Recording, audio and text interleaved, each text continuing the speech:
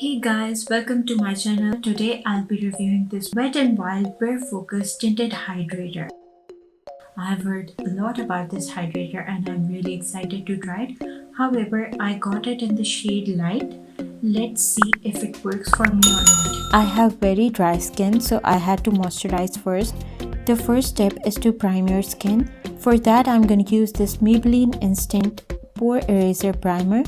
Next, I'm gonna take this Wet n Wild Tinted Hydrator in the shade Light. It is said to be oil-free with hyaluronic acid, buildable, sheer to medium coverage with a semi-matte finish.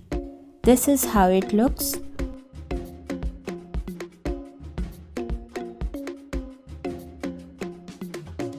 It's not runny at all. Anyways, I'm going to apply it on my face with my fingers. Guys, remember it does not have SPF in it, so if you're going out, wear sunscreen under it. It feels a bit tacky to me. You can use a sponge after applying it with your fingers. It's lightweight. It actually gives more coverage than I expected from a tinted hydrator. It looks good, it looks very natural, it has a skin-like finish. I thought it would be dewy, but after drying it looks matte.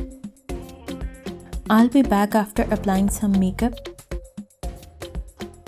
It doesn't feel tacky anymore, although I did not apply powder. Looks like a semi-matte finish.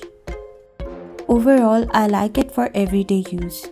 Please subscribe to my channel. Thank you for watching. Goodbye.